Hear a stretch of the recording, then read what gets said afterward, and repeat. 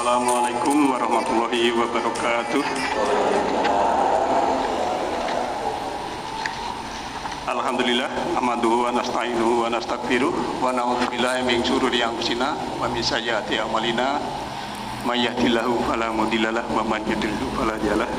Asyhadu an la ilaha illallah wahdahu la syarikalah wa asyhadu anna Muhammadan abduhu wa rasuluhu la nabiyya ba'dah. Allahumma sholli ala Muhammadin wa ala alihi wa ashabihi wa mawalah, amma ba'dah. Rabbi shrah li sadri wa yassir li amri wahlul 'uqdatam min lisani yafqahu qawli. Qala Allah ta'ala fil Qur'anil Karim, a'udzu billahi minasyaitonir rajim. Ya ayyuhalladzina amanu taqullaha haqqa tuqatih wa la tamutunna illa wa antum muslimun. Qala aidan ya ayyuhana suttaqu rabbakum allati khalaqakum min nafsin wahidah wa khalaqa minha zawjaha wa batha minkum rijalan katsiran wa nisaa wattaqullaha allati tasaaluna bihi wal arham innallaha kana 'alaikum raqiba. Bapak Ibu yang saya hormati, khususnya takmir di Masjid Nurul Iman, maaf saya nama yang baru masih kelupaan ya. Alhamdulillah kita pada malam hari ini masih diberi kesempatan untuk memakmurkan masjid yang sekarang sudah megah. Mudah-mudahan Allah membimbing kita kepada jalan atau petunjuknya. Dan marilah Bapak Ibu sekalian kita senantiasa bersyukur baik dengan lisan alhamdulillahirabbil alamin maupun hati kita dan perbuatan kita, karena Allah telah memberikan sesuatu yang sangat banyak kepada kita semua. Bersyukur adalah menghargai apa yang Allah berikan kepada kita, baik itu kesehatan, kesempatan, keselamatan, dan usia khususnya. Karena usia kita ini adalah modal utama untuk berbakti kepada Allah Subhanahu wa Ta'ala. Modal kita adalah usia, juga waktu, karena memang kalau kita melihat situasi zaman sekarang, sesuai prediksi dari Nabi Muhammad bahwa umat Muhammad itu sekitar 60-70 tahun. Tetapi dari WHO untuk usia ideal bisa usia panjang sudah meningkat menjadi 80 tahun. Nah, mudah-mudahan kita ini diberi umur yang bermanfaat, baik 60, 70, syukur bisa 80 lebih dan bermanfaat. Ngaten nggih Bu nggih? Amin. Bapak Ibu yang saya hormati, malam ini saya akan memberikan sedikit tema tentang Islam dan budaya. Sebab apa? Memang akhir-akhir ini ada istilah orang baik bisa menjadi jahat karena salah dalam memilih pengajian. Ya, saya ulang, orang baik bisa menjadi jahat atau radikal karena salah memilih pengajian.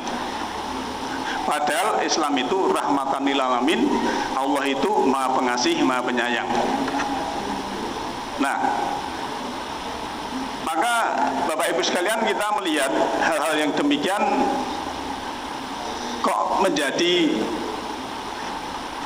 radikal. Ngajinya di mana? Ustadznya siapa? Kan mestinya begitu. Nah, maka dalam kita memahami ayat selaku petunjuk ya. Ini saya jukilkan dulu bahwa Al-Quran itu selaku furqan. Furqan itu pembeda, pemisah, laboratorium kebenaran, mana yang baik dan mana yang tidak baik. Maka di sini kalau sesuatu hal dalam memahami ayat itu harus holistik, komprehensif, kafah. Tidak bisa hanya sepotong ayat kita menjadi dalil. Umpamanya ada ayat perangilah orang musyrik, titik, nanti berbahaya. Harus ada historisnya, kemudian kalau ada juga asbabun nuzul, kemudian itu maksudnya apa, korelasi ayat yang lain sebagaimana apa. Kalau kita posisi damai seperti sekarang, ya kita harus ayat-ayat yang damai. Seperti ayat cerai atau tolak maunya. Kalau ayat ini kita tidak mengalami talak dan sebagainya, ayat ini ya biar aja ayat itu berbunyi seperti itu. Kita tidak secara pribadi tidak memakai ayat tolak itu. Termasuk dalam kita bernegara, bermasyarakat, kalau kondisinya damai, ya kita pakai ayat-ayat yang damai. Ayat-ayat yang memerangi orang musyrik biar aja itu ayat itu. Nah, memerangi itu orang musyrik dalam arti akidah lah itu baru bisa, karena kita posisi damai. Nah, kenapa tadi saya singgung orang baik bisa menjadi jahat karena salah dalam memilih pengajian. Maka Bapak Ibu sekalian, kita juga harus hati-hati dengan generasi kita, harus kita arahkan minimal yaitu bahwa satu-satunya petunjuk itu adalah Al-Quran, kemudian yang umatnya belum jelas dijelaskan oleh Nabi Muhammad. Kenapa Nabi Muhammad selalu mengalah waktu di Mekah? Karena memang Rasulullah itu inginnya damai, tentram, bahagia, sebagaimana misi Nabi Adam itu diturunkan ke planet bumi ini adalah untuk kedamaian, kesejahteraan, dan kemakmuran umat, tidak untuk permusuhan, saling membenci, saling memaki-maki, mengejek dan sebagainya. Maka mari kita lihat, sebetulnya Allah Subhanahu wa Ta'ala itu menciptakan manusia laki-laki dan perempuan itu mengakui berbangsa-bangsa dan bersuku-suku. Itu apa? Sebagai fitrah. Jadi fitrahnya kita itu ya berbangsa, bersuku, itu fitrah, Pak. Jadi nanti kita akan bisa membedakan ajaran Rasulullah atau ajaran Nabi itu ya mana dan mana budaya yang berada di sana. Akan tahu kita, oh ini budaya Arab, oh ini ajaran Rasul karena Rasul berbahasa Arab. Kita akan nanti akan melihat. Jadi juga Allah mengakui kebudayaan kita di Jawa ini. Maka harusnya kita juga, oh ternyata Allah itu mengakui bahwa kita ini diciptakan oleh Allah secara fitrah itu adalah berbangsa dan bersuku. Mungkin Bapak Ibu sudah hafal ayatnya ya. Mari belajar memahami anjuran Allah Ta'ala.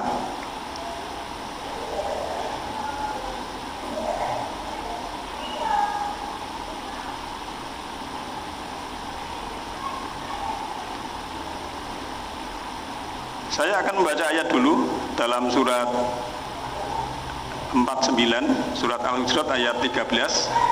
A'udzubillahi minasyaitonirrajim. Ya ayyuhan nasu inna khalaqnakum min dzakarin wa untha wa ja'alnakum syu'uban wa qabaila lita'arafu inna akramakum indallahi atqakum innallaha alimun khabir. Itu artinya, hai manusia, ya Yuhanas, inna khalaqnakum, sungguhnya aku menciptakan kamu sekalian, min dzakarin wa untha, dari laki-laki dan perempuan. Wa ja'alnakum syu'uba wa qabaila, dan aku menjadikan kamu sekalian itu syu'uba ya, bersuku-suku, wa qabaila, dan berkabilah, atau mungkin kebalik ya, syu'uba wa qabaila, berbangsa dan bersuku. Hampir sama karena berbangsa dan bersuku, bangsa juga dari suku ya. Qabail itu jamak dari qabilah, qabilatun. Jadi berkabilah-kabilah atau bersuku-suku. Tapi inna akramakum indallahi atqakum, sungguhnya yang paling mulia di sisi Allah adalah orang yang paling bertakwa.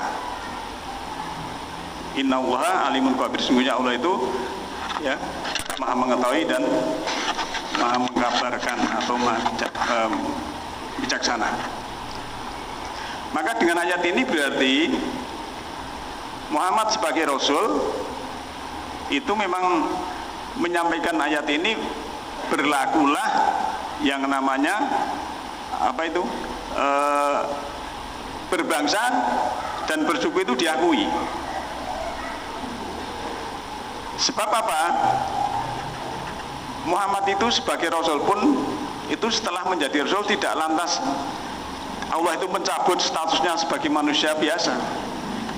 Secara basar atau secara geleger, secara fisik, beliau tetap manusia biasa seperti kita semua, sebagai fitrahnya. Jadi ya lapar, ya mengantuk, ya kadang bisa capek dan sebagainya. Itu namanya juga istilahnya seperti kita, maksudnya gitu. Di dalam surah ya 18 surat Al-Kahfi ayat 110, Kul innama ana basyarum mislukum yuha ilayya anama ilahukum ilahum wahid. Katakanlah bahwa aku ini adalah orang manusia seperti kamu. Bedanya aku diwahyukan kepadaku bahwa Tuhanmu adalah Tuhan yang satu. Jadi ana basyarum mislukum. Dalam Al-Quran Allah mengatakan manusia ini kadang ada istilah insan, ada istilah basar, ya. Itu kalau basar itu kembali apa istilahnya kepada fisik ataupun geleger atau jasmani. Jadi jasmani, secara jasmani memang sama. Rasulullah juga mengakui fitrahnya seperti itu. Maka dulu kan ada 3 sahabat yang ingin beribadah terus, malam tidak tidur, tapi Rasulullah mengatakan saya juga tidur. Akan ada yang puasa terus, Rasulullah tidak membolehkan, saya juga berbuka.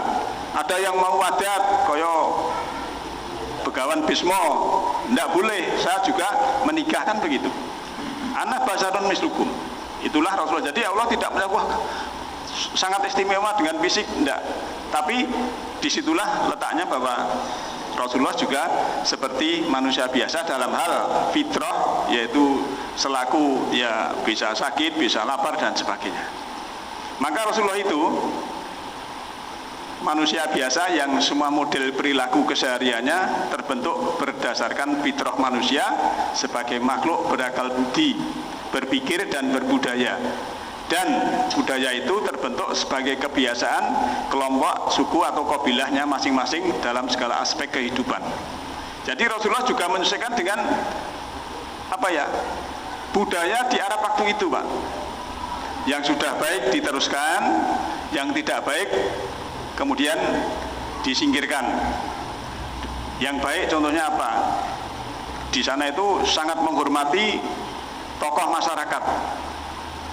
Kakeknya yang bernama Abdul Muthalib itu disegani kaum Mekah di sana, sangat dihormati. Maka di sana yang demikian itu juga dilestarikan dalam Al-Quran, dilestarikan.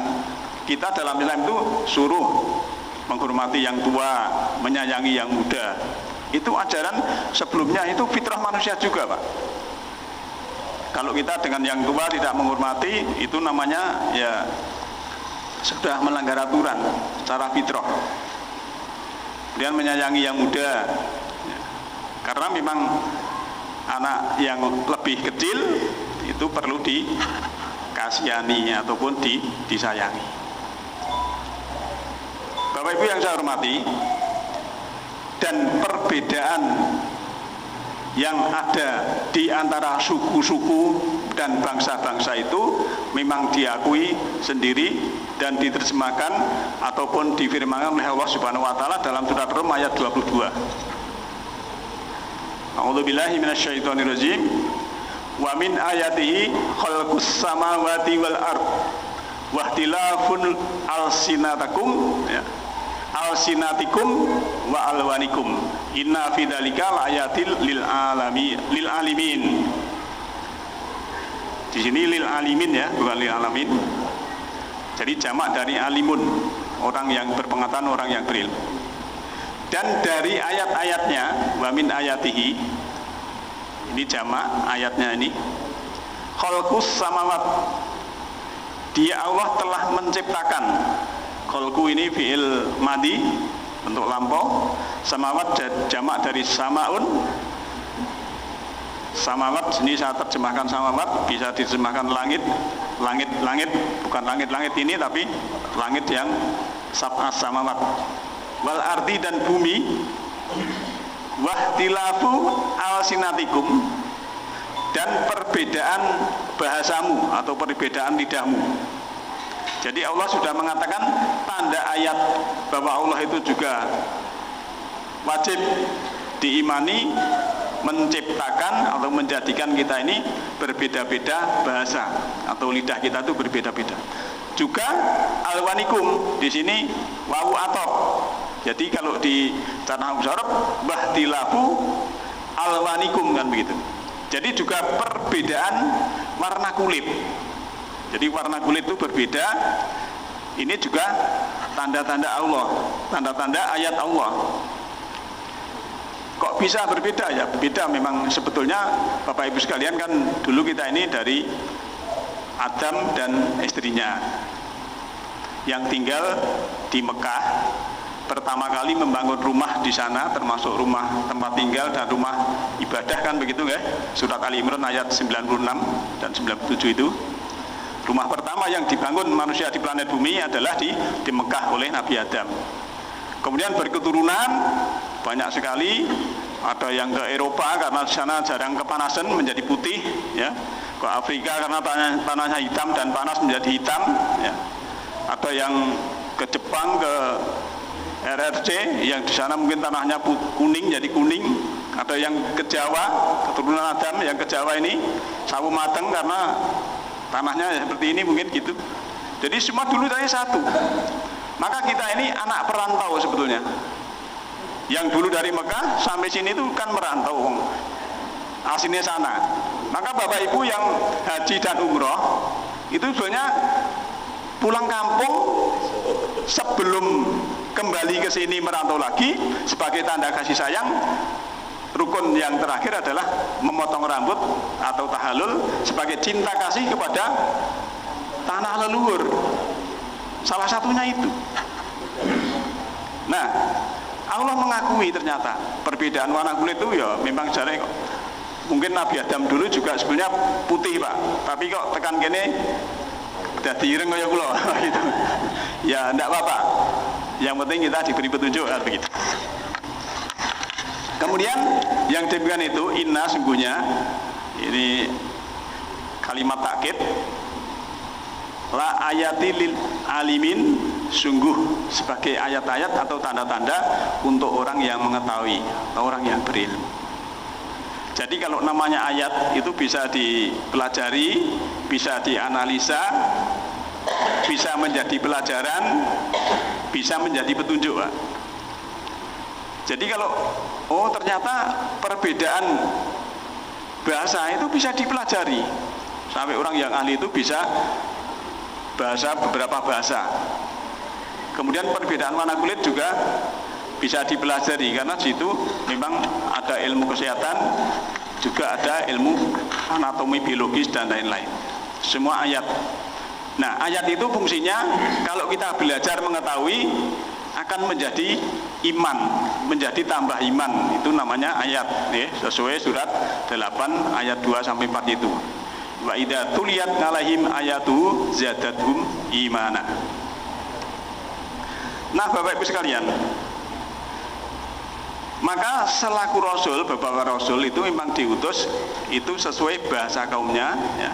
Kalau kita membaca surat Ibrahim ayat 4, wa ma arsalna mir rusulin illa bilisani qaumihi liyubayyina lahum wa yudillullahu mayyasha'u wa yahdi bihi mayyasha wa yahdi mayyasha wa huwal azizul hakim. Dan tidaklah kami utus seorang rasul kecuali dengan bahasa kaumnya.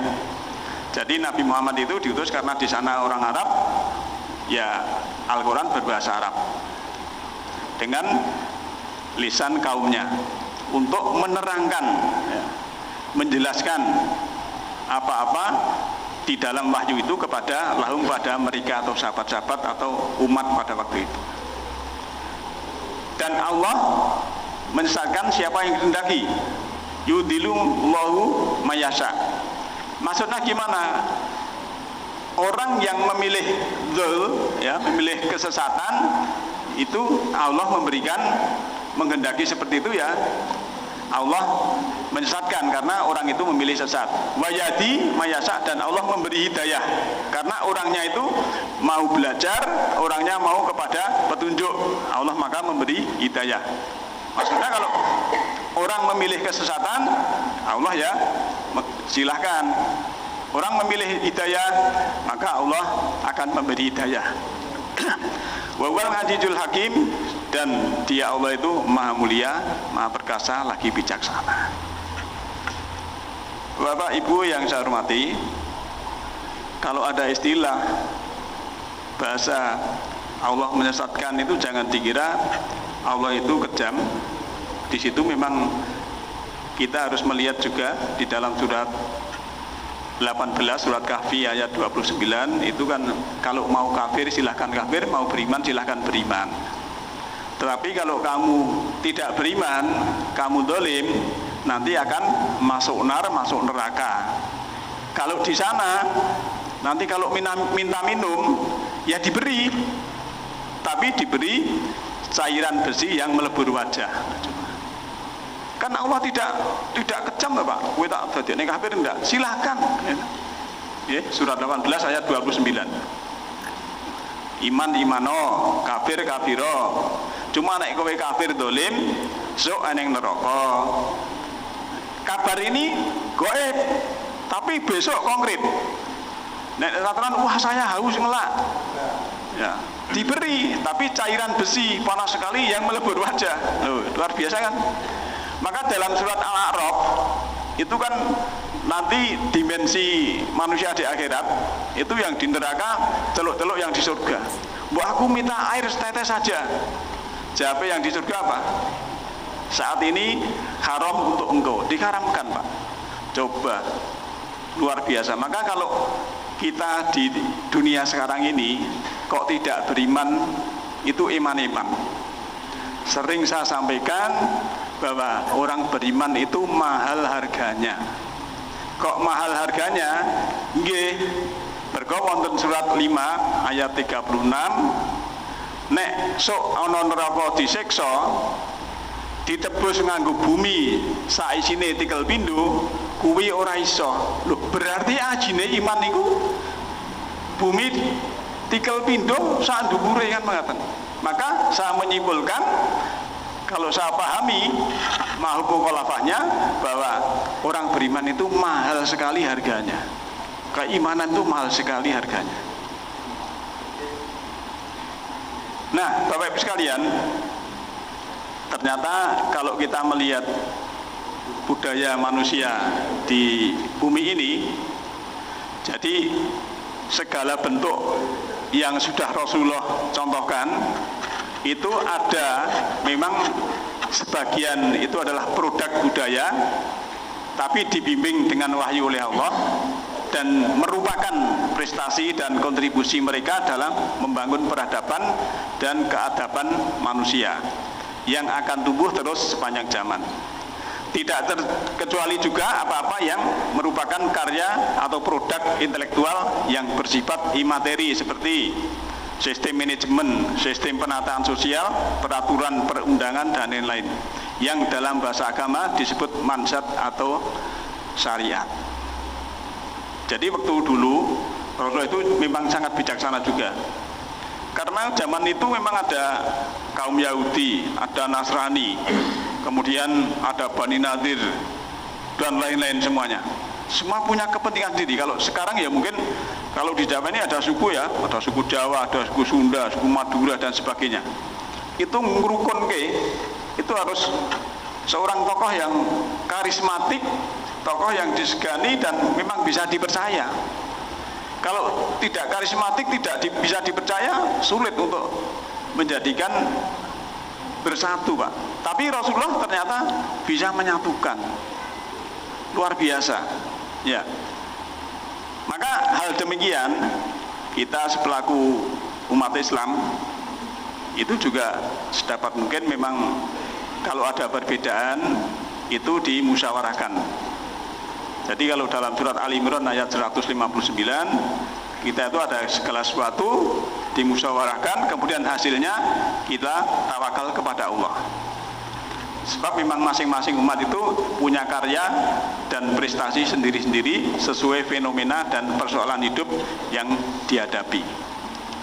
Jadi zamannya beda, tahunnya beda, generasinya beda, memang beda yang dihadapi. Apalagi sekarang teknologi sangat canggih, berjalan sangat gencar sekali. Kalau dulu mungkin orang sakit jantung itu ya sudah pasrah. Tapi kalau sekarang orang punya duit, jantungnya bisa diganti. Loh, asal punya duit loh Pak. Pesen hati, liver, liver sakit, transplantasi hati bisa diganti. Asal punya duit. Pesen ke Cina sana, hati saya ini bisa.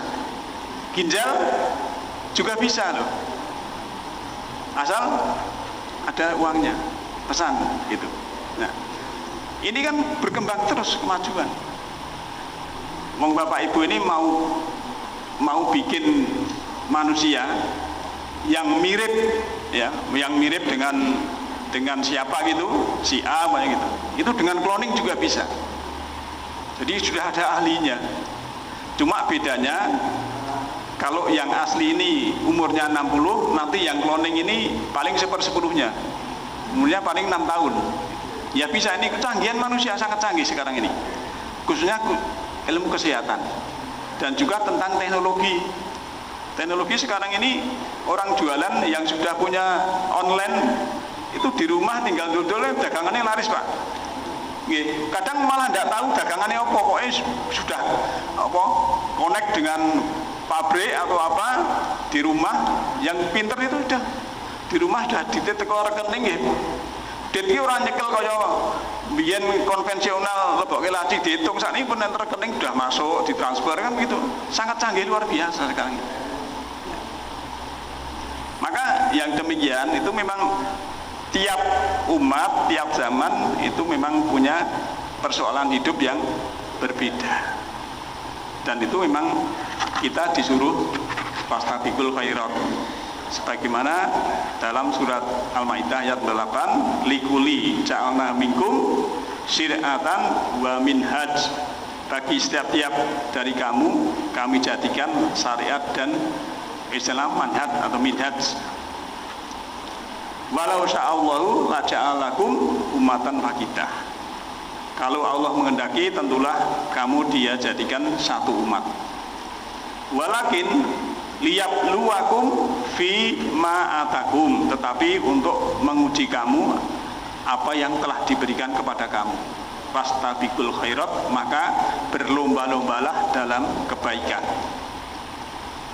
Jadi istilah fastabiqul khairat ini dalam Al-Quran cuma ada dua, yang satu ini, yang satunya di surat Al-Baqarah ayat 100 berapa gitu ada juga. Jadi memang tiap-tiap umat itu punya syir'an, syariah dan minhaj. Jadi juga minhaja, kalau gampangannya majad juga, jalan untuk menjadikan masyarakat itu tentram, damai, bisa dalam satu kampung, satu masyarakat, komunitas, bisa satu negara. Karena memang Allah itu sudah menjadikan fitrah kepada kita, manusia ini adalah selaku berbangsa dan juga bersuku. Liyabluwakum fima atakum. Banyaknya masyarakat yang bersuku berbangsa ini memang kita hanya diuji Pak. Diuji kepada kita, kowe tak kayak ngene iki lho, tak uji gitu. Kowe tak kayak ning Indonesia apa-apa iso makmur, ditandur apa iso urip, ya. Itu sebenarnya juga ujian, bersyukur atau tidak. Nek perlu malah enten sing dirusak kan begitu kan. Jadi padahal orang luar negeri itu kalau ke Indonesia katanya ini surganya dunia katanya gitu. Karena apa? Dia ke Tawangmangu, atasnya orang udan, ya, kok strawberry subur-subur, ya, tanaman yang lain bunga-bunga cantik-cantik dan sebagainya. Namun di sana itu musim gugur sudah mati semua. Maka dia, kalau orang Indonesia ini tidak bersyukur ini ya kebangetan kan begitu. Iya, kebangetan sebetulnya. Kalau tidak taat kepada Allah itu sebenarnya juga kebangetan, karena memang diberi luar biasa. Apalagi Sukoharjo sini Pak, air ya. Dan kalau hari-hari begini Tengmeru daerah yang atas ataupun Gunung Kidul, kalau sana ya Jatiyoso, Kaliyoso dan ke sana, itu airnya cari atau beli. Maka menurut saya kalau orang Sukoharjo sini nikah dengan yang airnya angel, berarti yang beri kerasan pun mang titeni gitu. Perumahan Korbin itu langsung penuh, Jawa Baru langsung penuh putih meleh. Daerah ini karena apa? Satu, airnya itu sudah suatu penghidupan. Dan di sini perlu kita syukuri, kita sebagai umat suruh fastabiqul khairat, berlomba-lomba dalam kebaikan dalam segala bidang. Maka Nabi mengatakan khairukum anfa'ahum linas, sebaik-baik kamu adalah yang bermanfaat untuk manusia. Kalau ingin bermanfaat, ya kita fastabiqul khairat, berlomba dalam kebaikan. Dan dalam berlomba kebaikan itu sesuai dengan makanatikum atau profesimu atau kedudukanmu kan gitu. Kalau Bapak Ibu mungkin selaku ketua RT atau sebagai kepala kelurahan, ya dimanfaatkan itu sebagai amal ibadah untuk melayani umat. Nah itu namanya juga sesuatu yang fastabiqul khairat. Maka jelaslah bahwa semua bentuk atau model perilaku manusia adalah produk budaya yang bersifat cair dan dinamis sesuai kondisi ruang dan zaman. Allah jugalah yang menciptakan manusia dengan sifat dan tabiat seperti demikian, sebagai makhluk berakal budi, punya kemampuan berimajinasi dan berkreasi. Maka pada hakikatnya Allah menciptakan manusia itu berikut perilakunya juga. Jadi fitrahnya kita diciptakan des gitu, termasuk kita nanti berperilaku apa itu Allah juga menciptakan. Dalam surat Shaffat ayat 96, A'udzubillahi minasyaitonirrajim, wallahu khalaqakum wa ma ta'malun. Dan Allah yang menciptakan kamu dan apa yang kamu kerjakan. Jadi Allah itu menciptakan kita, termasuk apa yang akan kita kerjakan itu Allah juga sudah kita diciptakan oleh Allah. Tapi kita selaku manusia diberi kolbu, diberi hati nurani, diberi akal pikiran, itu suruh mengerjakan yang baik-baik. Tidak asal mengerjakan saja, tapi karena kita itu makhluk yang paling mulia, paling sempurna, ahsani takwim fi'il adom, ya, ahsani itu superlatif, paling bagus, itu harus kita syukuri. Namun yang kita kerjakan itu sebenarnya juga ciptaan Allah. Jadi kalau saya lihatkan di situ ada gambar dari Presiden Soekarno, ya, sampai sekarang itu semuanya perbuatan itu sebenarnya juga punya karakter sendiri-sendiri yang juga sebagai fitrah manusia. Bapak Ibu sekalian, Allah menciptakan, membentuk dan mengarahkan model perilaku manusia dengan menginstal perangkat-perangkat lunak pada jiwa manusia yang dia sebut afidah, yaitu rasa karsa cipta, bukan dengan sebentuk narasi yang diwahyukan. Jadi kita waktu lahir, ya, dalam surat 16, surat Nahl ayat 78, kita diberikan oleh Allah itu setelah lahir itu memang tidak tahu apa-apa, tapi diberi pendengaran, penglihatan dan afidah. Itu sanggup, semua sama perangkatnya, begitu lahir sama. Maka kita perlu menjadi manusia yang berjiwa besar, atau istilahnya itu kaya jiwa. Jadi kan kalau dalam hal kriteria manusia itu kan ada yang kaya jiwa, kaya harta, yang satu. Yang kedua, kaya jiwa, miskin harta. Yang ketiga, miskin jiwa, miskin harta. Oh, yang ketiga ya. Yang ketiga itu miskin jiwa. Pokoknya nanti itulah 4 itu. Lagi, yang satu kaya jiwa, kaya harta, itu sudah beriman, berilmu, taat pada Allah, keduitan. Itu kan enak tuh ya. Pun ngaji iso, munggah haji iso, zakat iso, ya baik. Ini namanya kaya jiwa, kaya harta. Yang satu agamanya bagus, taat pada Allah, berilmu, tapi hidupnya pas-pasan. Itu baik juga, gitu. Baik juga. Yang satu, yang ketiga ini miskin jiwa, kaya harta. Wong sugih ora tau nang masjid, ora tau sedekah, kawine nesonan, kawine ngelek-elek. Ya. Ini namanya jangan seperti itu. Apalagi miskin jiwa, miskin harta. Wis ora ndek apa-apa, sombong, kemaki, kemelinti, gitu. Awas. Ora tau nang masjid. Lah nek ora ndek apa-apa miskin, Bu. Ini. Maka kita minimal itu ya kaya jiwa,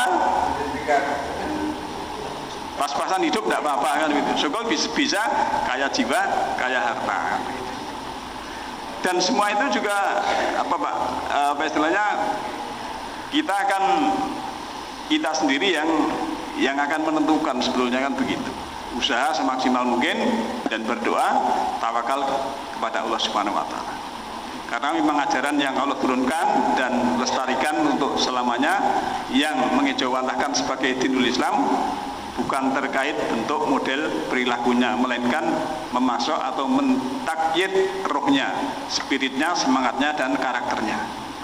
Jadi kita ini selaku manusia memang dibentuk oleh Allah itu supaya punya spirit, punya semangat, menjadi berkarakter, karakter yang islami. Tapi memang ya kebanyakan kita itu karena kebodohan tidak mau belajar, dan apalagi wis bodoh ditipu syaitan gelem. Nah, ini tambah ujur nih ya, ini nanti akan yaitu menjadikan dirinya itu tidak punya perilaku yang mendapat pencerahan, ingin merubah itu akan sulit, karena memang syaratnya itu harus mau belajar dulu. Maka sering saya sampaikan bahwa perintah sholat dengan perintah belajar itu duluan perintah sholat, perintah belajar. Oke, surat 29 Ankabut ayat 45. Utlu ma'uhiya ilayya minal kitab wa aqimi sholat. Jadi suruh suruh tilawah dulu apa-apa yang diwahyukan dari kitab. Nah, nek wis pun tilawah, ya, tilawah baru aqimi sholat, karena ngerti hakikatnya. Setelah tahu hakikatnya, dia sholat. Sholatnya ini bisa mencegah dari fasak dan mungkar, karena memang tahu hakikatnya. Nah, maka kita harus paham juga, tahu mana itu petunjuk, mana itu yang bukan. Karena memang kalau petunjuk itu ada ada sesuatu yang pasti dan menenteramkan. Saya ambilkan contoh. Kadang ada cerita itu seakan-akan dianggap agama, karena ceritanya fiktif dan nganggo cerita malaikat barang. Saya ambilkan contoh ini. Ini ceritanya almarhum Gus Dur. Gus Dur itu kan cerita sama kawannya. Dia bilang, wong kuwi nek poligami bojone 3 mlebu swarga. Niki Gus Dur lho nggih. Selesai ngono nggih. Dibantah kali sing jak omongan, lho kok ngoten nggih. Sebab basa ben kuwi kan sing mbok tuwa nomor 1 kuwi lara atine. Protes ning malaikat. Niki bojo kula nglarani ati kula. Mula manglebokke neraka. Kuwi lara tenan. Nggih nek panase sengenge men disangka wong akeh, nek panase ati pun kujur ngoten. Ya wis, nek ana bojomu tak lebokke neraka. Akhirnya ketemu mbok sing nomor 2 karo mbok nomor 3. Loh, niki bojo kula ajeng beto-beto putih malaikat. Tak lebokke neraka. Lho kok leboke neraka? Kula niki bojone lho. Kowe bojone to? Nggih. Kula niku pun dipek bojone niku pun seneng banget. Mboten diblonjo kula pun seneng banget. Pokoke kula dadi bojone niku. Berarti kula niki nak wanita sing apik napa sing elek? Oh, berarti kowe wanita salihah. Lah kula mlebet surga napa neraka? Kowe mlebu swarga. Lah nek kula mlebu swarga bojo kula nggih kula gawa teng swarga. Sing mbok telu nggih ngoten. Akhirnya menang sing loro kalih siji. Akhirnya teng swarga. Ini ceritane Gus Dur. Ketoke kaya tenanan nggih, kaya agama ketoke. Nganggo malaikat barang. Tapi ini cerita fiktif, ya. Kalau kita tidak selektif, oh, kaya-kaya rumasane tenan, gitu loh. Padahal ayatnya tidak gitu. Ayatnya kalau berpoligami ya harus adil gini-gini dan ada syarat tentuannya. Minimal punya anak yatim. Lah kok poligami kok perawan-perawan, nah itu namanya menyalahi ayat. Gitu Bu. Harus ada anak yatimnya kok di situ ayatnya. Loh gitu loh. Sebetulnya, maka Bapak Ibu sekalian, cerita fiktif walaupun kelihatannya ada malaikat, tapi itu ternyata bukan dari ajaran agama. Nah, Bapak Ibu sekalian, kembali ke dalam Islam memang berbudaya karena memang apapun namanya produk, kalau olahan manusia itu memang ada kelemahannya, pasti mengalami basi atau kedaluarsa yang jika maksa dikonsumsi akan menjadi racun yang berbahaya bagi para jiwa. Bukan kesalahan yang memproduksi mengolah, tapi begitulah kodrat alam atau sunatullah. Nah, jadi begini Pak, kalau namanya apa ya, budaya di Arab sana, ini budayanya ini bukan agama, ini kan produk manusia. Nah, untuk zaman yang maju seperti sekarang, itu ada produk budaya yang ketinggalan. Kalau dikonsumsi namanya kedaluarsa, itu ya basi Pak. Jadi kita harus bisa membedakan ini budaya Arab ataukah ini ajaran Islam. Sebab kadang kita terkecoh, ya, seakan-akan kita itu akan dibudayakan seperti sana. Berbeda karena Allah sudah, Islam itu bisa di mana saja, ya. Allah itu menciptakan su'ubah wa qabilah, berbangsa, bersuku. Di Jawa bisa, di Sumatera bisa, dan sebagainya.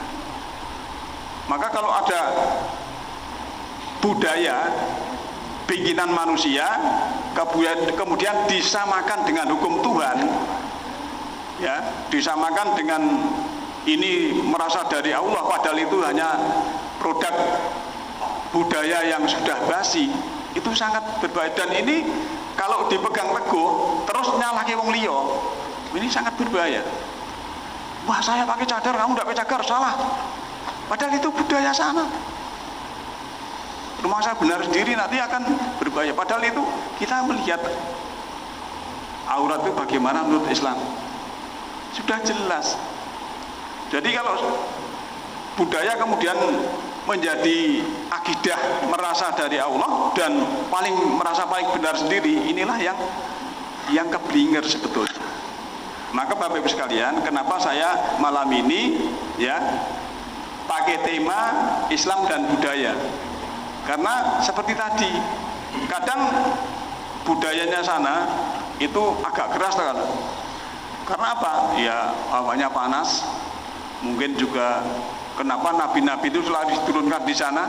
Karena kok enggak di Jawa? Karena memang orang Jawa itu sudah lemah lembut, ya, enggak, sudah luar biasa tuhnya. Secara akhlak itu mbah-mbah kita itu tinggal di Islam itu tinggal moles saja.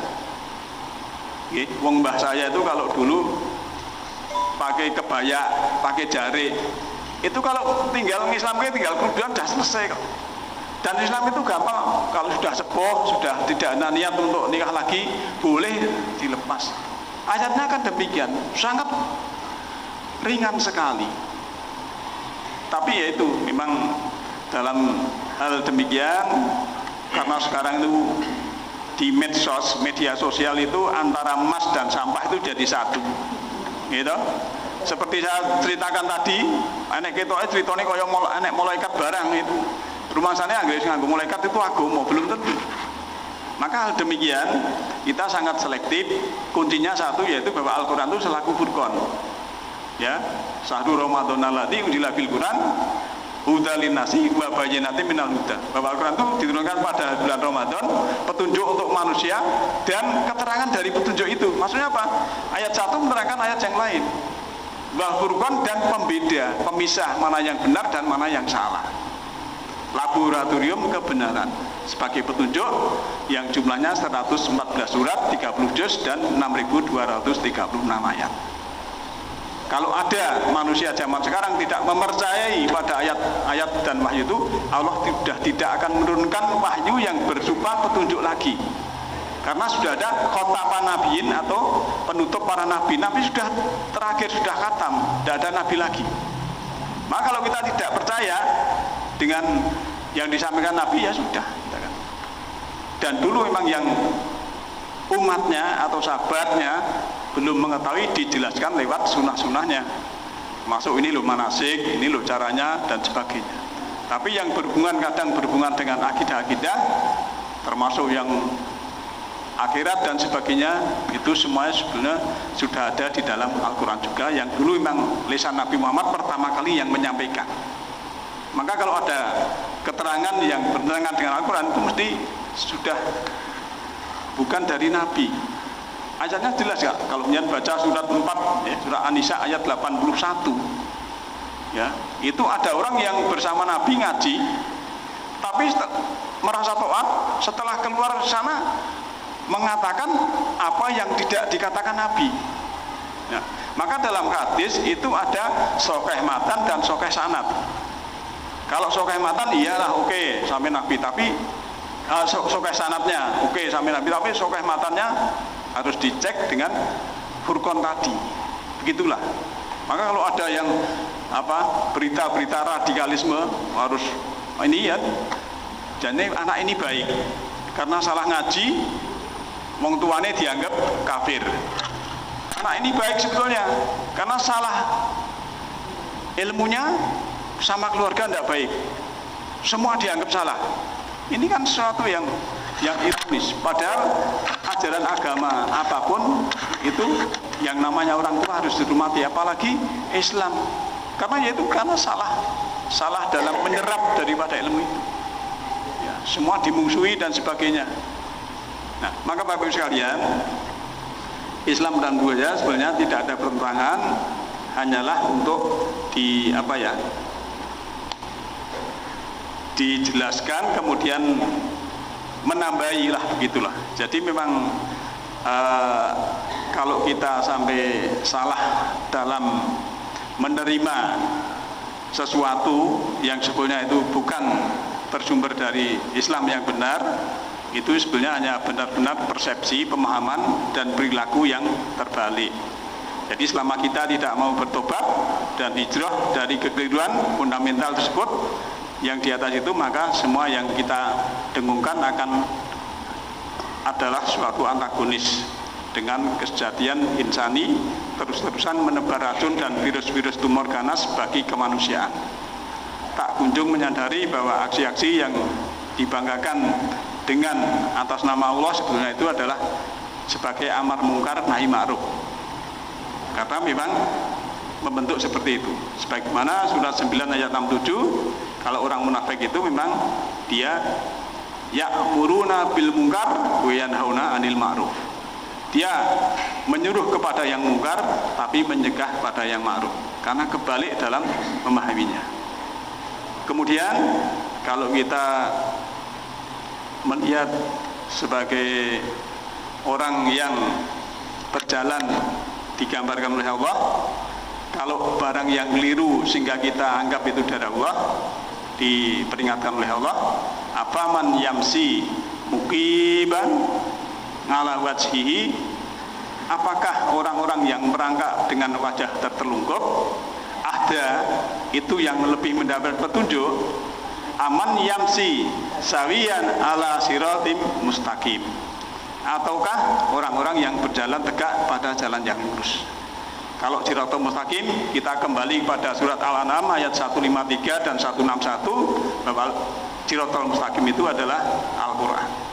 Al-Quran kita pelajari, kita jalani, kemudian disitulah kita nanti sudah berada di jalan yang lurus atau Shiratal Mustaqim. Maka beda orang yang berjalan dengan wajahnya tertelungkup sambil merangkak dan sebagainya, apakah itu yang mendapat petunjuk? Nah, maka dari itu Bapak Ibu sekalian, saya mengajak bahwa sebetulnya Islam ini adalah rahmatan lil alamin. Islam ini dengan budaya tidak harus dibentur-benturkan.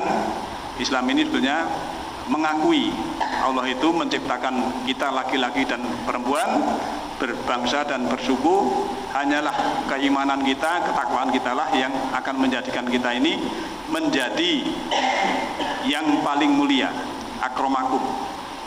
Jadi di sini ada isim adzam, kalimat superlatif, akromakum itu yang paling mulia di antara kamu sekalian. Kenapa paling mulia? Dengan ketakwaan. Ya karena memang kita kadang karena Allah itu menciptakan kita, ada yang putih, ada yang hitam secara warna kulit. Nanti yang hitam meri kalau yang masuk surga yang warna putih. Tapi Allah tidak seperti itu. Allah Maha Adil, mana yang lebih bertakwa. Nah, maka dari itu mudah-mudahan kita semua ini menjadi orang yang bertakwa, dibimbing oleh Allah Subhanahu wa taala, dan nanti insya Allah di dunia ini ada ujian-ujian kita bisa lulus. Setelah lulus nanti dibangkitkan di hari kiamat menjadi manusia yang sempurna. Karena yang tidak lulus akan menjadi batu atau besi, diberi roh dan masuk api besar. Sebagaimana di dalam surat Al-Isra disebutkan di situ. Nah, Bapak Ibu sekalian, waktunya hampir 1 jam. Ini saya berikan waktu sedikit, 3 menit atau berapa. Kalau ada komentar atau pertanyaan, saya persilakan. Semoga.